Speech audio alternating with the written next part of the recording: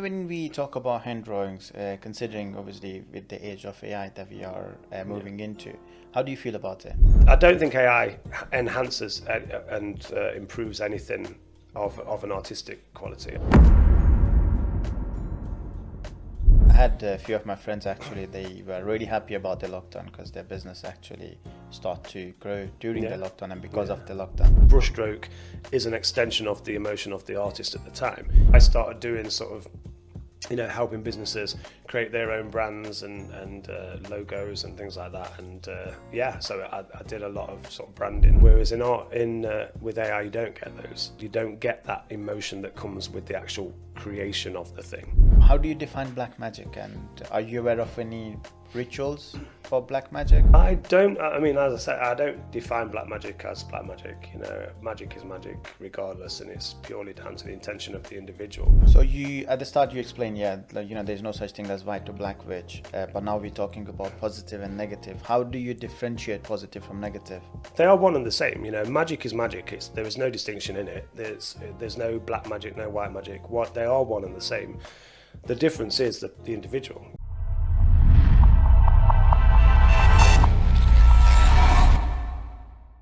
Hey everyone, welcome back to my channel. JustHamza here, and I'm back with another podcast. And this episode we will be discussing a few very interesting topics, and before I jump into them, I got the guest with myself, Mr. Sean, and I will let Sean do his introductions. So Sean, if you just want to tell us a bit about yourself. Yeah, so I'm Sean Pritchard. I'm a business owner. I'm a graphic designer. I'm just setting up a brand new business that's a male-only networking group based in Nottingham, and I'm also a practicing Green Witch in my sort of personal life. So amazing. That's kind of like the extra side. Yeah. Sounds really interesting. Yeah. So let's start with your journey from the start, and then we move into a few of these topics. So starting from your journey, so did you go to college, university? Yeah. I studied fine art at Nottingham Uni. I was a teacher for about 20 years ish. What were you teaching? Prior to that, I was teaching art and design, and also a special needs teaching as well. So in secondary school. So why art? It's something I've always loved. I've always been a creative. I've always loved to paint and draw. And it's something I always did as a kid. I started out sort of drawing comics when I was sort of at junior school, really. And then that sort of progressed to graffiti art and sort of urban sort of wall painting and stuff in my teens. And then I kind of progressed from there. But art has always been... every artist has a different way of defining art. How would you define art? What's art for you? For me, it's a form of... it's kind of a channeling energy through a medium. So if an artist picks up a paintbrush, you're essentially channeling your energy through the paintbrush, through the paintbrush, via the medium of paint. And so I use my art, and particularly painting, as a method of channeling energy through the paint. When you say energy, what do you mean by energy? As in sort of emotion, like what you're feeling at the time, any thoughts that you may have. Often when I create a painting, I never sketch a painting beforehand. I don't sketch beforehand. I don't have any preconceived ideas. I tend to start painting, committing the paint to the canvas first, and then something emerges from that. So it's kind of like it grows from how I'm feeling at the time, how I'm directing the paint. And often it can be almost sort of like a trance-like state when I'm painting. Okay. There'll be times when sort of 2 or 3 hours will flash by and I won't even realise that it's passed. So yeah, it's quite a I guess kind of like a cathartic sort of process in that way. Interesting. So you completed your degree in art, and what was the first job that you had? Did you straight jump into business, or? No, I carried on teaching and carried on teaching for a good few years after doing my degree, and then after that, eventually I sort of was made redundant from the secondary school that I was teaching at. did a few worked at another few schools for a few years, and then I came out of teaching altogether, and then got a job at Games Workshop in the White Dwarf magazine, in the international magazine. I got a job on the design team there for about 3 years. So you did that job for 3 years, and after that, where did the idea of starting the business come from? Or did you at that point start the business? Or? In 2020, when lockdowns hit and we were all kind of sent home, working from home, I'd already started setting up my design business at that point, but I'd kind of, it was sort of like a part-time thing, like a side hustle thing. And then when we were all sent home during the lockdowns, and I was thinking, well, I'm at home working, I might as well be working for myself. So handed my notice in the May in 2020, and then quit in the June and started my business then. So yeah, and I've been a designer since. Really. Lockdown has been one of those topics that has built or that has emerged a lot of businesses, as well as destroyed many of the businesses as well. How was your experience in the lockdown? What would you say that was a key element or a key, you can say, a lesson that you might have taken during this lockdown? For me, I mean, I know lots of people sort of really struggle with the lockdown. For me, the lockdowns were great. The first lockdown when it was summer, it was great, and because I'd just launched my business, and within the first year, I'd matched what I was earning, at Games Workshop. Amazing. So I was thinking, so it was kind of like, great, this is good, yeah. So it worked well for me, and I guess I was lucky in that sense that because it was a new business, and people had already seen some of my art and design stuff online anyway beforehand, and I'd done sort of freelance stuff on and off for a few years at that point. And because it was a time when a lot of people were in the same boat, they'd lost jobs, so they thought, what am I going to do now? So they started businesses. So I started doing sort of, helping businesses create their own brands and logos and things like that. And so I did a lot of sort of branding of new businesses at that time. I had a few of my friends actually, they were really happy about the lockdown because their business actually started to grow during the lockdown and because of the lockdown. At the same time, I have a group of friends as well that actually very much struggle. I got a good friend of mine who owns a hotel chain, for example, and he had to shut everything down. And, it put him massively in debt compared to what he was expecting in terms of revenues and turnovers. So I guess for myself in terms of lockdown, I think it has been an experience, you just put it that way, and for many people it has been life-changing for pretty much everyone, I would say. Yeah, absolutely. And the way we looked at life as well, and the work-life balance as well, being able to stay at home, spend that time with the family was also another really positive end of the lockdown. At the same time, not being able to go somewhere was quite frustrating. So fast forwarding ahead to your business, so you had you jump into the business and started helping businesnes build their branding. So where did you go from there? So what did you do next from? That carried on for a few years. Then I rebranded, I don't know if it was last year or beginning of this year. It might have been beginning of this year. I rebranded to Auraform Creative, which is what it is now. It's kind of really when I rebranded, what I've started to do is it's more, I'm combining my traditional sort of art style, traditional drawing and painting with the digital design stuff. And I seem to be working on different projects that are quite different to what I started off with. Not so much the branding side of things, but more, a project I did recently was designing a game board, like a board game. But because it was to be trademarked, and it's trademarked all around the world, then it needed to be hand drawn. Everything needed to be hand drawn. So all the characters needed to be hand drawn, and the whole background, the board, everything. So it was quite an in-depth project. It was quite a big project to do, and it involved a lot of different elements, and everything had to be hand drawn. So that was something I did sort of fairly recently, and that's all been made and printed into a board now, and it's all out there for sale now. Amazing. So So when we talk about hand drawings, considering obviously with the age of AI that we are moving into, how do you feel about it? About AI? Yeah, I'm not a specifically big on your fan. field? Yeah, I'm not a big fan of AI. I can see the sort of uses for some people. I think the problem that we have, and this is not just AI, but from before AI, I think what we've seen over the past few decades really is we've gone from, and you can see it, and it's reflected in even house building. You know, house building is very sort of straight, clinical looking blocks, and it's kind of like building Lego houses. Pretty much. Whereas you know, in older times, you know, everything was hand carved, stonemasons, and you know, there was a lot of pride in the things that were being built, and things were designed to not just last, but also to look beautiful as well. And we've forgotten the fact that we can also beautify things at the same time as creating things that are practical. And I think that's a big issue with the AI thing as well. You know, it's got to the point where, you know, I see people using AI to create logos for their business, for instance, and it's like, we've got to the point where people are happy for good enough as long as it does the purpose, rather than quality things.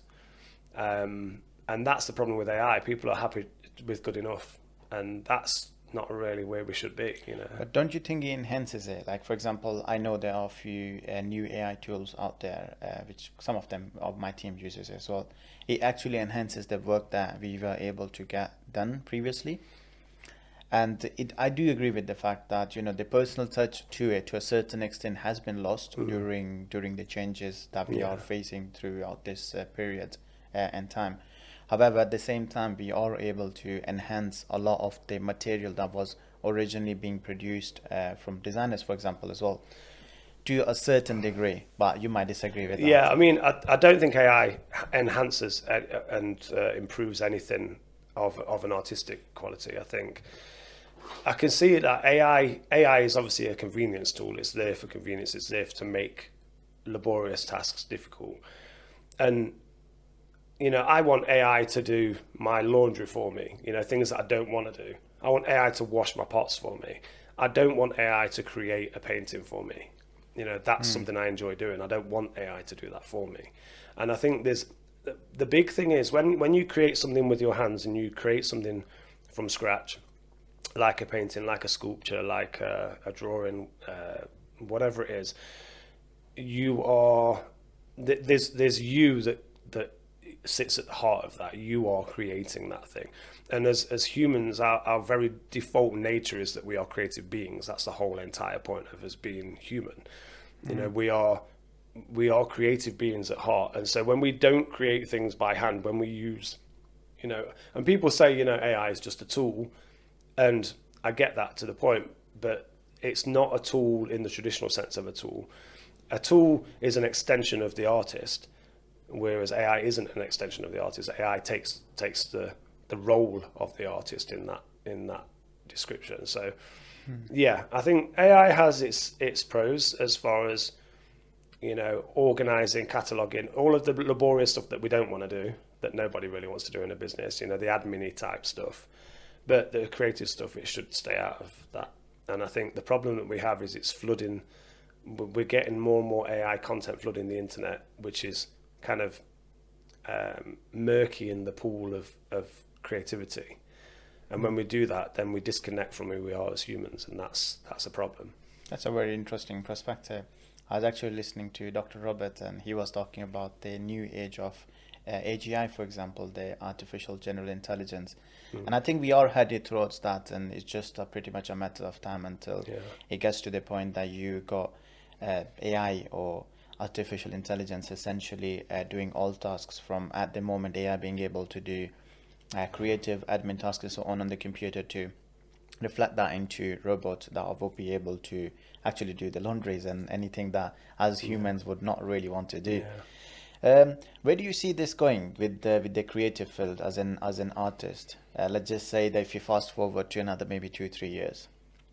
I think we will reach a saturation point. We'll reach a point where, and already we see it, you know, we're seeing it quite a lot, where people are getting fatigued by AI content already. You know, in groups that you see where people are posting images or videos or whatever, there's always a lot of comments saying, oh, more AI crap.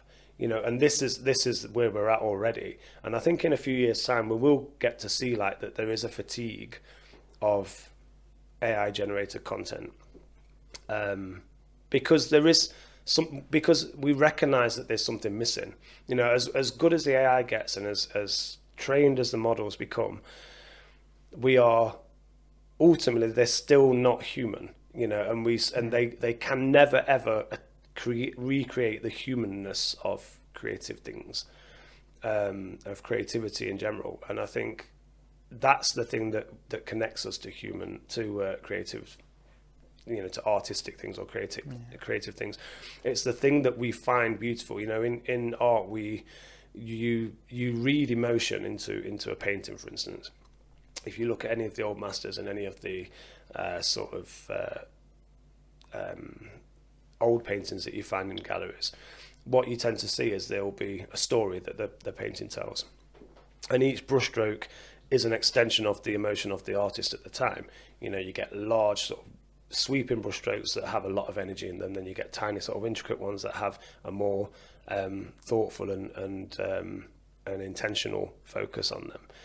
Whereas in art, with AI, you don't get those. You don't get that emotion that comes with the actual creation of the thing, and it's that emotion that connects us as humans. And so it tips into that uncanny valley phenomena where it kind of looks like human things, but it's not quite.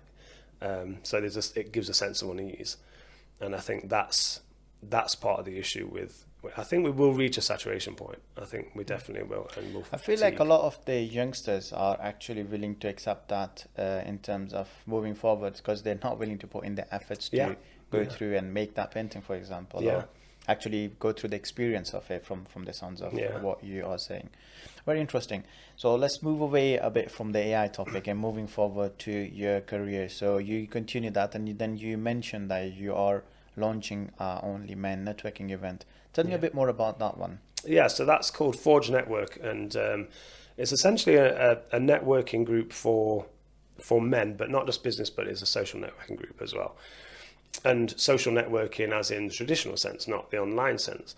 I think the whole thing with, there's been a big, over the past few years, or many years really, there's been a big divide between sort of the sexes, and there's, on one side it's like there's a big slating of this whole thing around toxic masculinity and the patriotism and all of this stuff, but really, we have lots of women's spaces, and that's fine. We should have women's spaces, but we should equally have men's spaces as well, and that is a lacking space really, in terms of male mental health.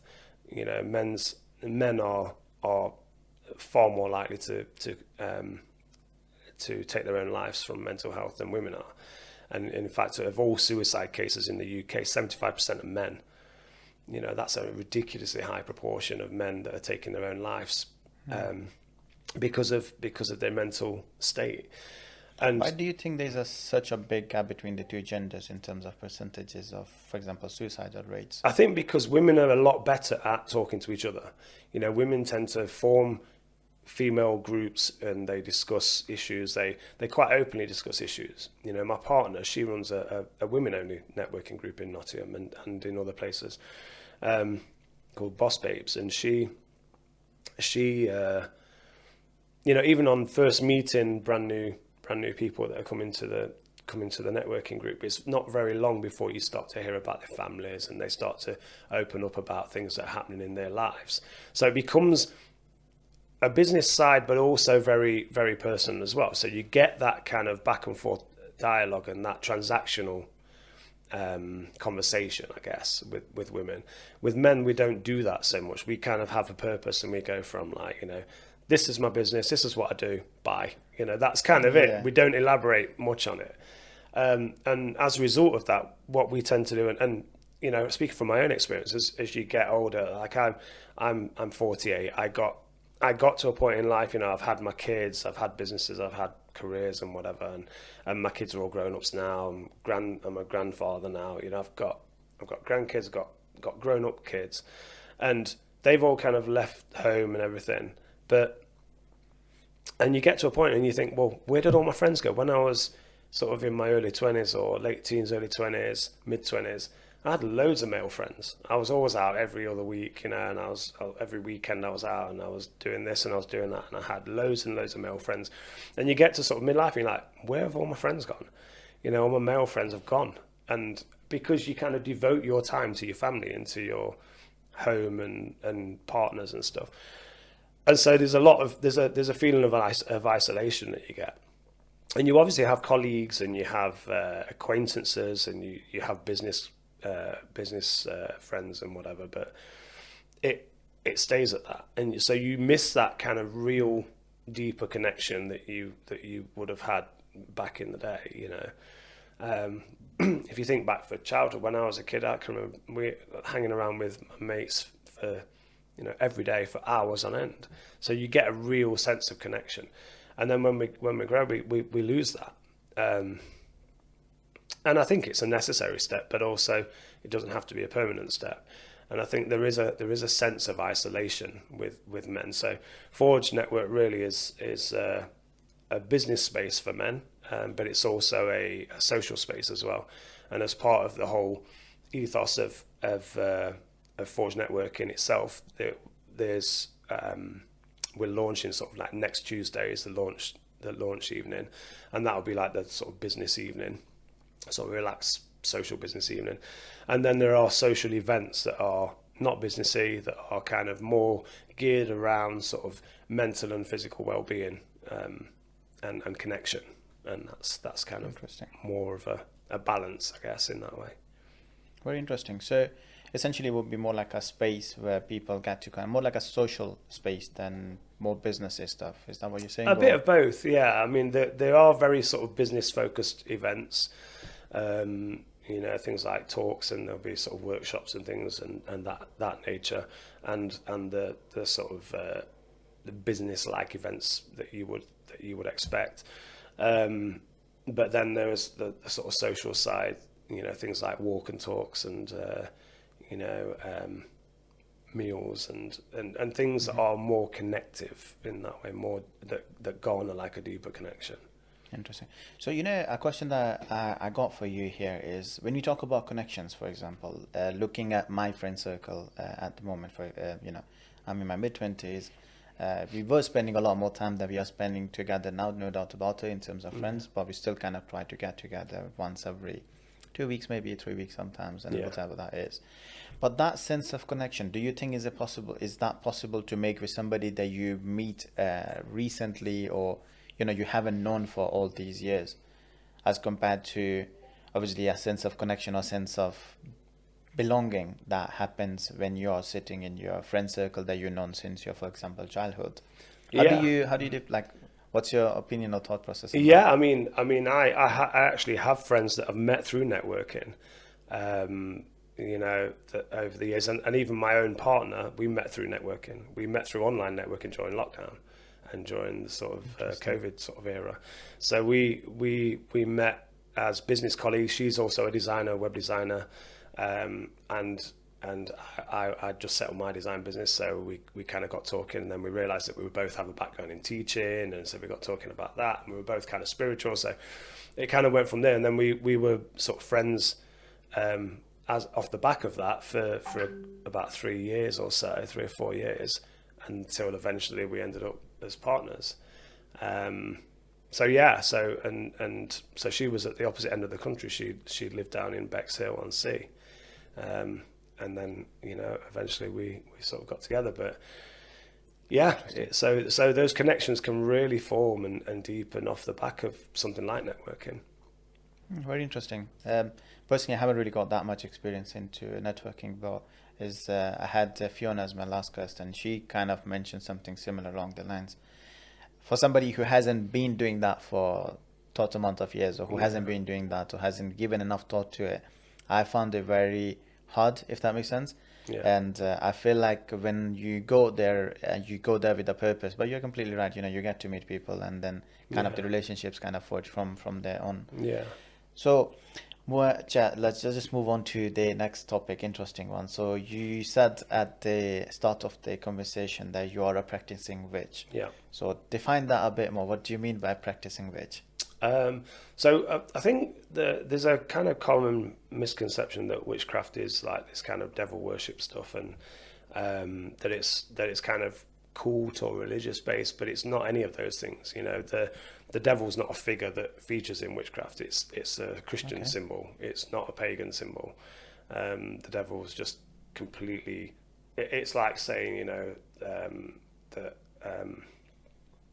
That a Christian would worship Buddha. It's like it doesn't form in the same realms of their belief system, and likewise the devil and Satan and all of that is not in our realm of belief system. So that comes from the very sort of Middle Ages and 1600s, when during the sort of the witch trials in Europe, in Britain and Europe, and kind of. It's off the back of that where the idea of satanic witchcraft sort of came and started to emerge, because it was obviously church heavily indoctrinated at the time. So now really witchcraft is nothing to do with any of that. It's not a religion, it's a way of life. It's less of a belief system, I guess, because different witches believe different things. You know, I would say I'm a I guess not an I wouldn't say I'm an atheist, but I'm definitely not. I definitely don't worship gods or goddesses. I don't do the whole worship thing. For me, my only guiding factor, and that's why I sort of say that I'm a green witch, because the only guiding factor for me is nature and the natural cycles. So I think we see a lot of reflection in nature when we're out in the natural world. I think we tend to forget that we are nature and nature is us. We're not disconnected from that, and many of us become disconnected from too much tech, too much distancing ourselves from the natural world. I think we see nature as a thing that's out there, and then we're in here and we're separate between walls, and we've done that to ourselves. We separate ourselves, but nature is always in us. We are always it. We are made of the same stuff as the birds, the bees, the slugs, the snails. You know, we are all of the same stuff, just in different quantities. And so we are the same as other creatures. You know, we see ourselves as these kind of highly developed beings, but deep down we are the same as the other animals. We have the same drives, the same urges, the same needs. And I think we can reflect a lot of our own cycles within the natural world. You know, autumn is a great time for that kind of reflective nature, because there's the falling away of the old leaves to make way for new, for a rest period, and then make way for the new. And we tend to do the same. You know, we get to winter, we all sort of, business even starts to slow down. We slow ourselves down a little, then we have the rest period, and then we come back again in the spring, and everything's like fired up again. And a lot of people sort of rebrand and things like that over the Christmas and holiday period, and then they sort of relaunched in the spring, because there is a natural cycle to that. We are natural cyclic beings. And so part of witchcraft is that, it is recognizing that cycle and moving with the cycles.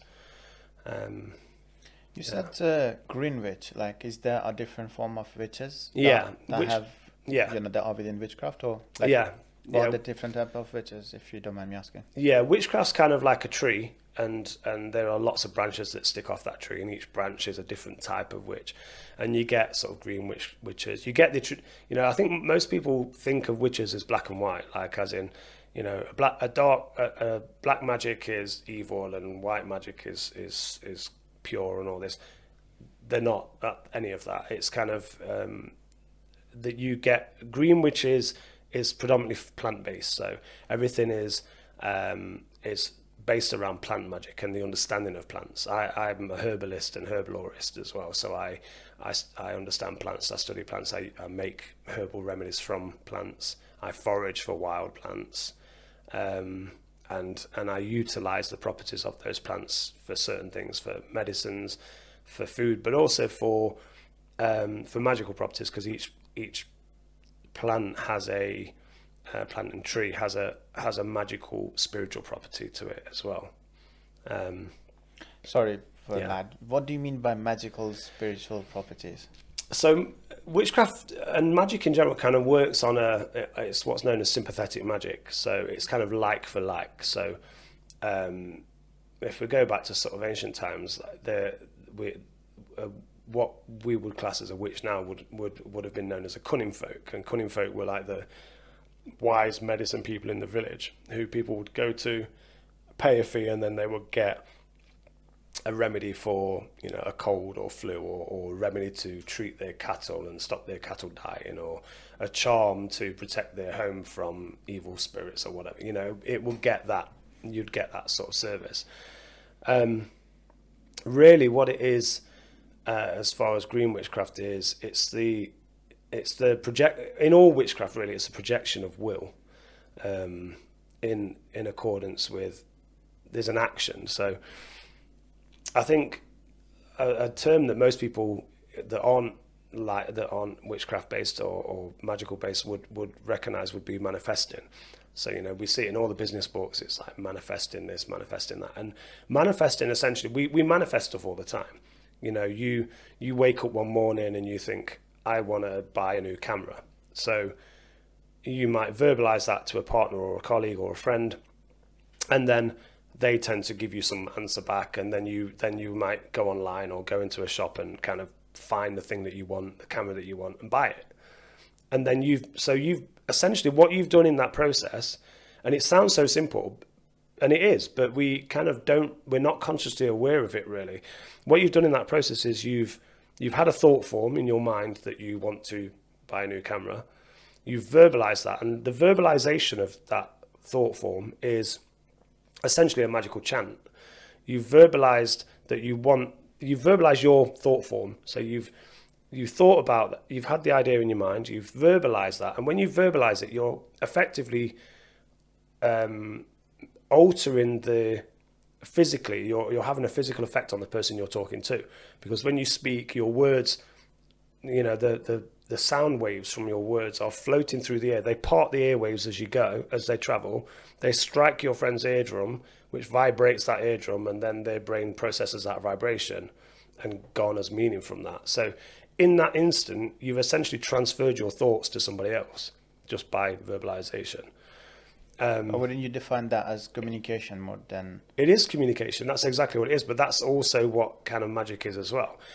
Communication is sort of like, you know, I'm communicating to you, whereas magic is you communicate with universal energies. You know, the universe. Some people call it gods. Some people call it a god. Some people call it, you know, whatever, nature, whatever they want to call it. So we're conversing, I guess, and verbalizing and projecting our thoughts out into the ether, and usually it has some kind of symbolic action that goes along with it. So a good example is a great example is one that I've done for people in the past, where they perhaps have split up with a partner, and the partner's kind of not leaving them alone, and they have this kind of tie, this kind of invisible tie to the partner that they can't shake. And so I've done sort of cord cutting spell before, which is like it's the severing of that energetic cord that connects us to other people. You know, if you imagine it like a silver thread that connects it from one person to the next when you make a relationship, when you create a relationship.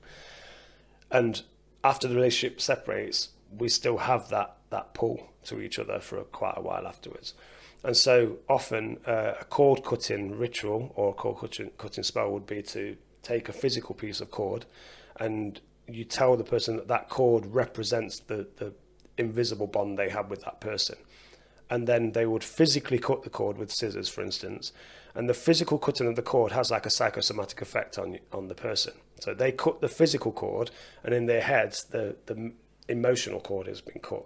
And because of that, you tend to draw your energy back from the person. And because of that, the other person feels that disconnect, and then they stop hassling. And then eventually you drift apart. And that is a simple kind of way of how this works, you know. Interesting. So you said a spell. So is there like some sort of rituals that follow in the witchcraft, or? Yeah, it can be.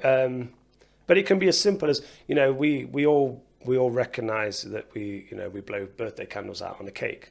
that is an ancient spell in itself that comes from ancient Greece, and sort of ancient Greece and Roman times, where the circular birthday cake was a cake that was baked with fruits and nuts, that was baked to represent the moon, and because it was all connected to the lunar goddesses, the moon goddesses at the time. You know, the goddess of Hera, who was the goddess of childbirth and motherhood, and so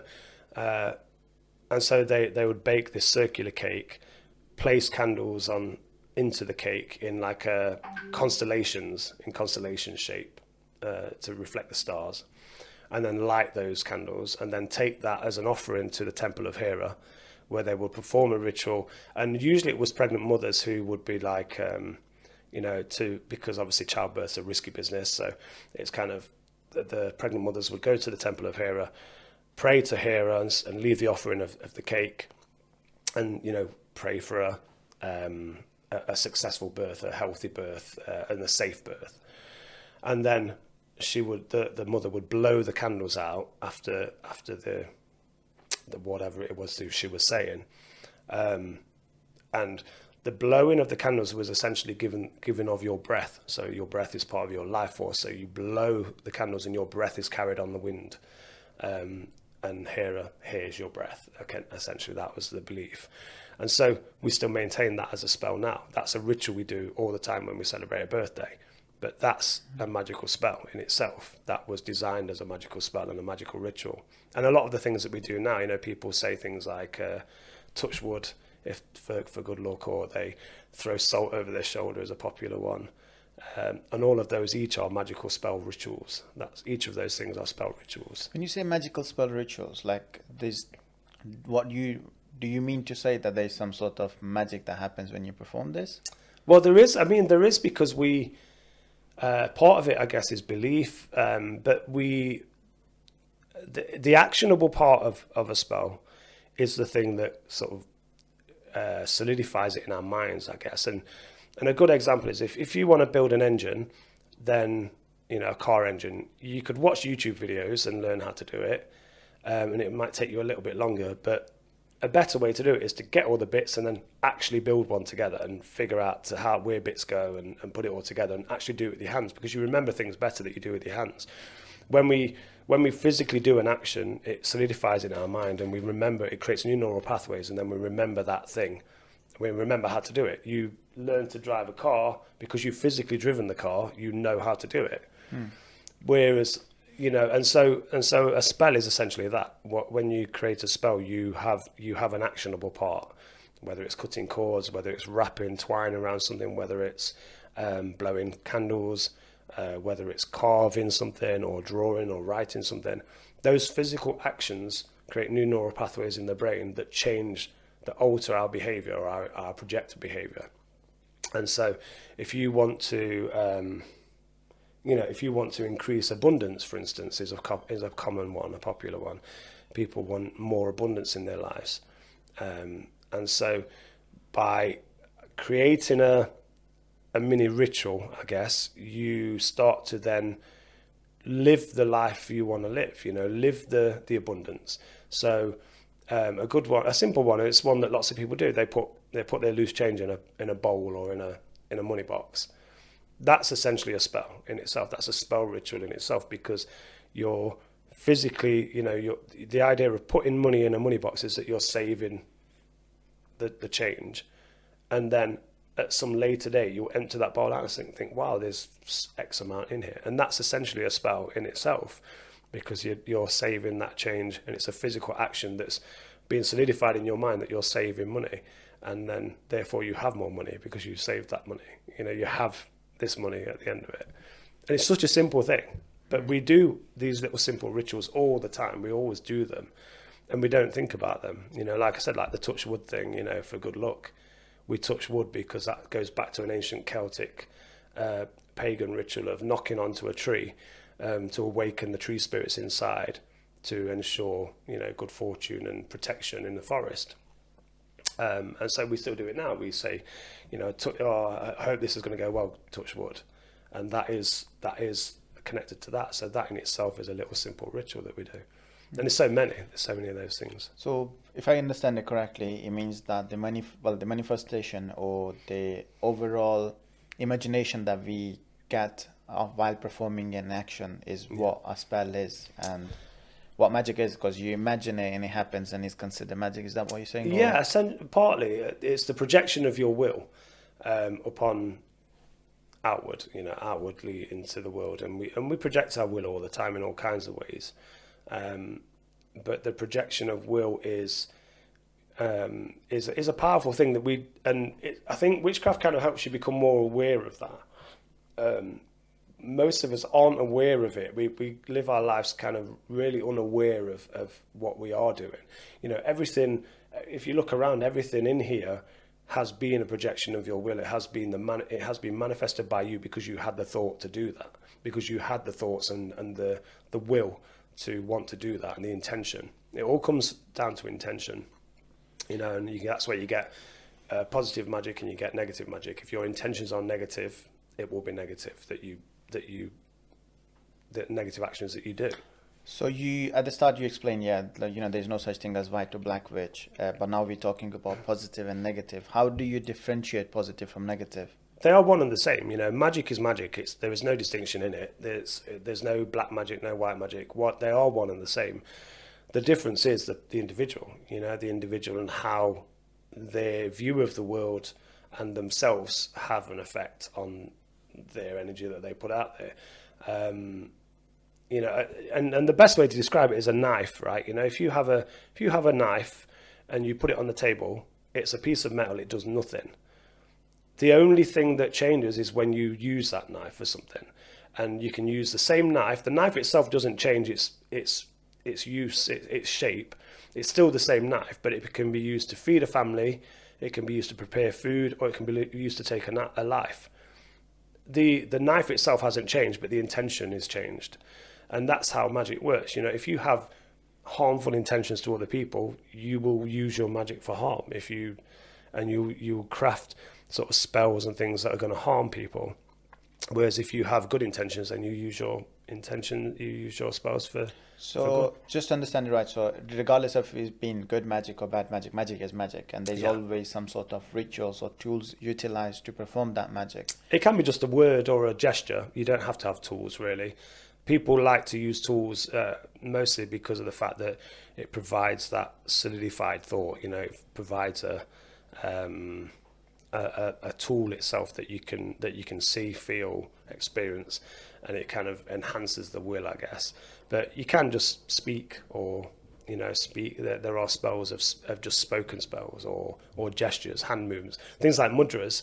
We use mudras all the time, like the hand gestures and hand movements, things like that are like connecting, that are sort of like connecting energy points within the body to have a certain outcome. And so mudras are a gesture magic, I guess, a gesture type of magic. So these rituals, obviously, if we look at the witch hunt back in the days and on that, do you think that it kind of happened, it was connected to witchcraft when things got out of hand? For example, let's just say somebody was trying to give life, and he would take a life to give life. What goes, there's say the energy transfer, something like that. Does that exist in witchcraft, do you think? There's energy transfers, but again, it's down to intention. I think the whole thing with the witch hunts and the medieval witchcraft is because it was very church heavy, and it tended to shift when there was a publication of a huge book, and it was a really popular book at the time in the 1500s called the Malleus Maleficarum, and it was written by a guy called Heinrich Kramer, and he was a fundamentalist preacher, but he was also a fanaticist and a deeply misogynist guy who had issues with his own mother and sought the eradication of women, essentially. So it became he wrote this huge volume of book about Malleus Maleficarum, essentially translated from German. It means the hammer of the witches. So he was obsessed with witchcraft, and at the time there was a real obsession with witchcraft because the king who was in charge at the time, King James I, he was also deeply obsessed by witches, and was he thought that he'd had assassination attempts by witches. And so it became the second most popular book after the Bible during the 15 and 1600s. So everybody had read it. Everybody that could read it at the time had read this book, and it was hugely popular. And it's distributed all over the world. So it became a kind of like a manual of the destruction of witches. And there was this idea that witches were connected to the devil, and because it was a highly religious and Christian society at the time, there was this belief that the devil had to be eradicated at all costs, and by extension that meant witches as well. So there was a purge of animals like black cats and stray dogs and things that were believed to be witches' familiars, which are like the magical helpers of witches in animal form. So there was a purge and thousands of cats were slaughtered, and essentially it ended up being a purge of mostly women, although some men were accused and executed for witchcraft as well. Talking about black cats specifically, it's quite interesting because pretty much in all cultures is seen as a symbol. If a black cat cuts your way, is considered bad luck. Yeah. Is that something that comes from witchcraft? Yeah, it comes from old pagan beliefs. It comes from, I mean, if we go back to sort of ancient Egypt, they worshipped cats. Cats were a key sacred figure, and they still are in parts of Egypt now. And cats are quite revered in Egypt still. I was there a few years back, and the cats are kind of feral cats are encouraged. To come around sort of restaurants and things just because they're sacred. They're still regarded as quite sacred. So it has shifted, but yeah, it comes back from this idea that witches have these supernatural helpers that take the form of animals and are able to shape. Is that a thing, or is that more like? It's not a thing. It's it's kind of one of those suspicious superstition things. But it plays on the idea that witches too were also said to be able to shapeshift and take different forms. If you look at some of the old Christian churches that are from like the 1500s, you start to see that there are carvings often within the door frames and within the altars themselves, what are known as witches' marks, and they're essentially like a ward against witches, and they're usually in things. Even in old houses, you'll get sort of carvings on the chimneys, the fire surrounds, the chimney surrounds, on the hearth that is supposedly protecting from the witches coming down the chimneys, because they were believed to have come from any opening in a house. So windows, doors, and chimneys was a common one. Interesting. Yeah. So another very interesting question, actually. How do you define black magic, and are you aware of any rituals for black magic? I don't. I mean, as I said, I don't define black magic as black magic. Magic is magic regardless, and it's purely down to the intention of the individual. Yes, there will inevitably be people who do harmful stuff, because that's the nature of humans, right? There are harmful people in the world, and those people will always use tools, and magic is essentially a tool in that way. It's a projection of will, and if you have a negative or harmful or disruptive or destructive will, is there some sort of, we watched that into movies, reference on movies, read on few books, heard about from few people as well. Is there some sort of a book that contains the rituals that you need to perform to get that action back, or? I mean, there's thousands of different kinds of books to do with witchcraft and magic and counteractive spells, and even in witchcraft circles, really, there's the idea of baneful magic, and baneful magic is, while it sounds like it's evil sort of black magic, what most people would call black magic, things like voodoo dolls and blood magic and things like that, it tends to be misconstrued, really. Baneful magic it can be used for for positive reasons, So baneful magic, in terms, even things like, effigies like puppets, which they're called, like little dolls that represent somebody else, and the idea is that you take this doll represents that person, and it's not just representative of that person, it is that person in the belief of the witch, and you can, whatever you do to the doll will be done to the person.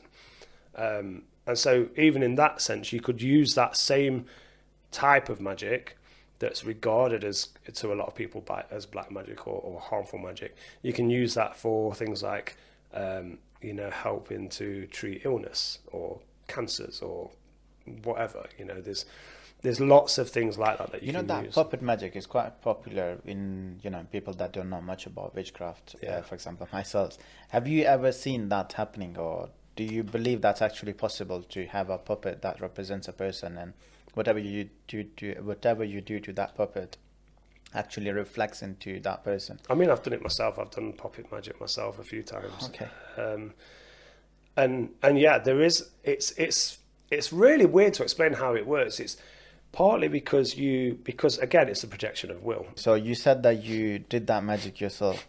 Yeah. And you were explaining how kind of it works. Like, it's hard to explain it, but Yeah, it's kind of like when you intentionally put your will or your or project your energy onto anyone else, it has a physical effect on that person, and also an emotional and mental effect. And a good idea of how it kind of works is if you we've all experienced it, I've done it many times. And a good example is if you walk into, say you were invited for dinner to a couple's house that you knew, and you and your partner went to this house for dinner, and it was good friends of yours, and you get to the house, you walk in the door, and you automatically feel a bit off, like things feel weird, like there's a weird atmosphere. And I've done it myself, in this exact scenario, and I've been to a friend's house, and my partner at the time had sort of gone off with his wife into the other room, and I'd gone off into the kitchen with him and said, "Mate, what's going on? Something feels really off. Something's weird walking through this door." And he was like, "Yeah," he said, "we had an argument about an hour ago." He said it was like quite a heated argument. He said, "We're all right, but yeah, it was a bit heated." And so I felt that energy, right? And I wasn't even there for the argument. I didn't hear it. I didn't know anything about it, but I felt that energy. And that's essentially what happens. We feel energy. We sense it without us really realizing that we're sensing it. We've all been to places that feels like, oh, I don't like it in here. It feels off here if something feels really weird. And it's that instinctual thing that we know something's wrong. And so energy kind of hangs, it sticks, it's quite sticky, and it hangs around on things, on people, and in places. And so when you walk into those environments, or if you interact with a person, or if you touch an object, you feel that energy that's stuck. And so puppets tend to work in a similar way. Because the belief is there that this doll doesn't just represent that person, it is that person. And it's in the same way as, I suppose, Catholics who, take the Holy Communion, and they have the cracker and the wine. It's not just believed that it's a representation of the blood and the body of Christ. So what you said, from the sounds of it, so it sounds like you can feel the energy when you walk into a room, for example, or you can feel the energy when you are going into a certain place or meeting certain individuals. Very interesting, actually. Have you felt any sort of energy when you walked into this room? Do you think? Yeah, you feel like a positive vibe. There's a very kind of I don't know how to describe it. Maybe like a clear vibe, like a expansive energy, which is always a positive thing. And a good idea to sort of where you can kind of experience it for yourself is if you don't go out of your house for a couple of days, you feel really sort of claustrophobic and closed up. And then when you go outside, you feel that expanse, and you feel as though you can breathe better, and you can, there's more space for your energy to expand. And it is exactly that. It's that expanse of our energy.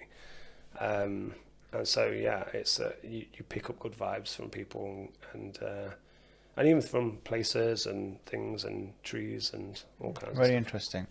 So one thing that I ask all of my guests that come on this podcast session is if there was a piece of advice that you could give to your younger self, or somebody who is listening, or somebody who is trying to get into business or just life in general, what would that be? I think balance in all things is key. Too much or too little of anything is detrimental. And as part of the witchcraft thing is all about balance. Part of the Forge Network thing is about, you know, the balance of social and business, and you know, I think balance is the key to all things in life. You know, if we eat too many sweets, it's detrimental. If we eat too many carrots, it could be fatal as well. You know, there's lots of things that we do to excess, and I think the key thing really is about balance, not doing anything to excess or under doing something, but keeping our minds, our bodies, our intentions in a balanced way, you know, and that affects other people as well. You know, when we are balanced, other people feel balanced, and it helps stabilize people that may be feeling unbalanced, you know, and it has that real knock-on effect. So living a life of balance is key, I think. It's quite a big topic when it comes down to balance. I think sometimes it's kind of very hard to keep a balance between the two things. Would that be with your health, or would that be with a relationship, or would that be with your business, or whatever that is? I think that's a really good piece of advice for listeners, and, you know, even ourselves sometimes, to keep a balance between the work and the social life and much more. You know, there should be a balance pretty much for everything around you. I think it's just remembering that all things change, nothing stays the same. And this season, you know, autumn is the perfect time to see that reflected in nature. As I said at the beginning, you know, we see that balance reflected in nature. Everything changes. So even at the moment, if someone feels anxious or scared or frightened or stressed out or depressed, all things change. That won't be the forever you know, the us that we are now will change in 5 minutes time, in 10 minutes time, in 30 seconds time. You know, we will change, and situations and events change. And I think when you realize that there is always things that change, everything changes, nothing stays the same, then it becomes easier to balance yourself, because you can bring yourself back down from states of heightened anxiety back down to a level again. And on the reverse of that, you know, if you're feeling as though you're kind of unmotivated and life's not going as well as you want, again, things will change. It's not always going to be the same. So it's just holding that and understanding and being acutely aware of that things always change, and therefore things always balance, and nature will always balance us. Couldn't have said it better myself. Exactly that. So that's what pretty much balance is when it comes down to, if you put it into words. Yeah. Perfect, Sean. It was a pleasure having you on this podcast. Thank you so much for coming in. Thank you. Thanks everybody for watching, and I shall see you all in the next one.